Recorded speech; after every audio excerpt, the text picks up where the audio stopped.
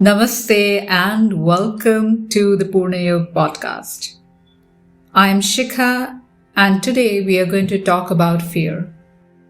Now before we begin, I want to share with you the purpose behind today's episode because it's a sensitive topic. Fear can be fearful. And this episode no way says that you are wrong or weak in feeling fearful. And those of you who listen to me regularly or listen to this podcast regularly know that I would be the last person to ask you to not feel something. Today's episode is to draw your attention to how fear limits your growth. And it does that by impacting our risk-taking and facing a challenge ability. It also is to draw your attention to the fact that everyone has fears. What are the tools available for showing up to our fears? And how we can always seek more help to do the inner work. So imagine if you had no fears. Nothing would scare you. How would your life be? Biologically, fear exists to keep us safe. That means fear by itself as a feeling belongs. When we perceive a danger to our being, fear kicks in and allows us to adapt and survive. Back in the days, right in the beginning of the civilization and the times of the kings and the wars, fear kept us alive by pushing us to stay alert. An alert against animals or the sudden attacks of a war. But in the modern day, majority of us do not need to take life or death decision on a daily basis. And yet we find ourselves living in fear and being gripped by it.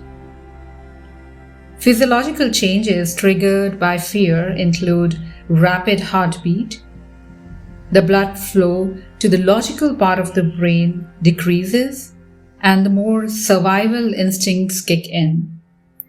The blood flow is directed towards the limbs to enable you to throw a punch or run. The blood flow to the stomach is reduced as digestion is not really high priority at the time when we are feeling fear. And the muscles in the body tense up to protect the organs. So much changes when we feel fear. The problem is not fear. The problem is our inability to separate one reason from the another. The fear of being not good enough is not the same as the fear of not walking down a narrow, dark lane in the night. We find ourselves in trouble when we are not able to make this distinction that there are different reasons why fear arises. We all have fears. Going to the dentist. Now, this is one of my personal fears, or used to be one of my personal fears. We also have the fear of losing someone we love. We have fear of thunderstorms, maybe.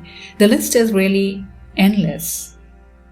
Anxiety is also a type of fear, and it arises because of worrying about the future. When fear and anxiety become a pattern in our life, they become a problem. So it is necessary to face all our fears. Is it really important then we go out and face all of our fears? We have to make a choice. If you fear snakes, for example, and you live in a city, you don't have to go searching for poisonous snakes to get over your fear. So up till now, we understand that by definition, fear is an emotion created in our mind. The basis of this emotion could be real or an imagined threat. The imagined scenario of threat can feed our fear up to a point that it becomes all-consuming. Most of the times, since these are our imagined and exaggerated scenario, they don't even happen.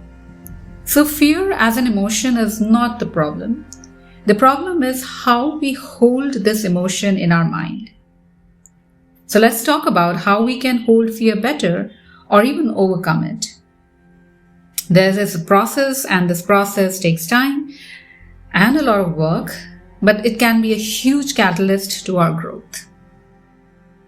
The number one thing that we can really do is to get to know our fear.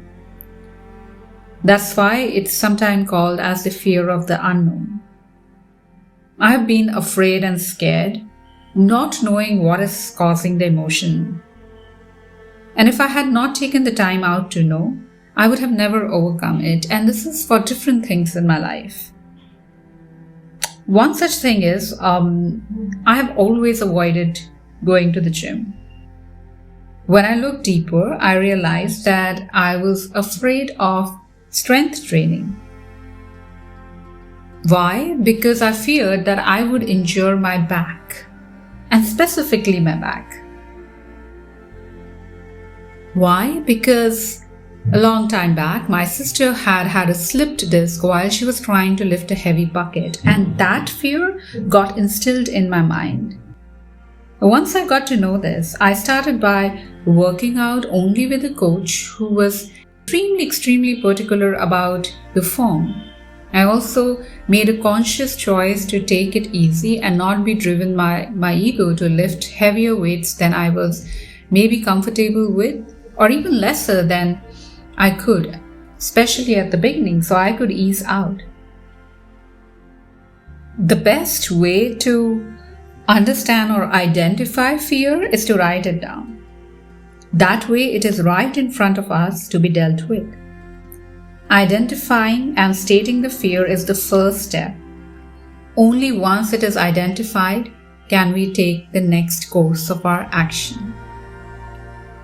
The next important thing when it comes to overcoming or dealing with fear is to show up. Don't think about overpowering, overcoming, controlling, ignoring, fighting, or blocking your fear. Just think of showing up. I will show up in front of my fear and just focus on that. And then you may say to yourself, and then I will see how I feel about it. I might overcome it today, or maybe I wouldn't. It doesn't matter. I am just choosing courage, and I'm only doing my best. And that is what I really need to do. This is how you show up in front of your fear.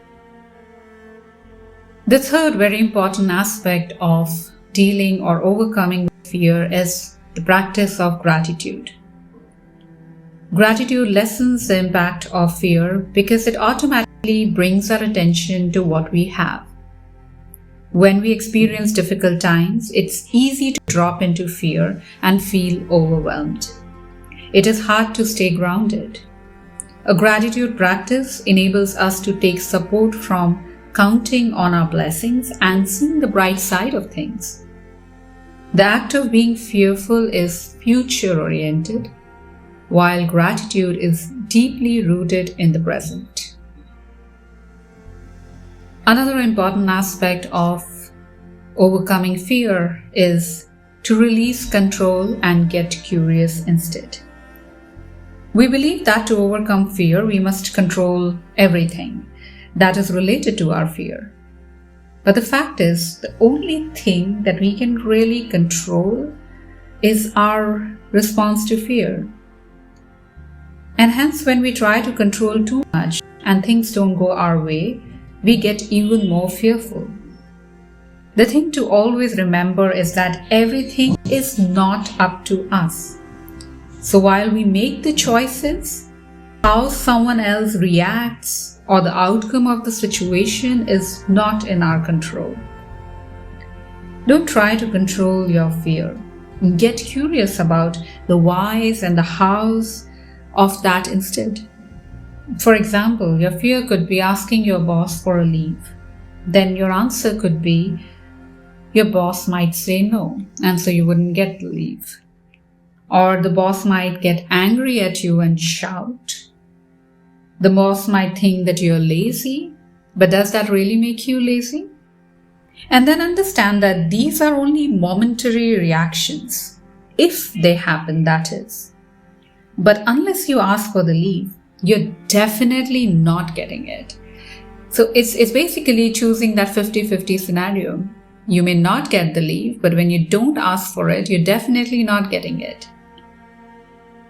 The next important thing when it comes to fear is that try to do one thing that scares you every day. We know that growth happens outside our comfort zone. A very wonderful quality of the human mind that enables us to grow and get better. And the best part is that the mind gets better with training. So every day do something that scares you. The smallest of the things. I'm not talking about big things, not talking about the big fears, but the small things.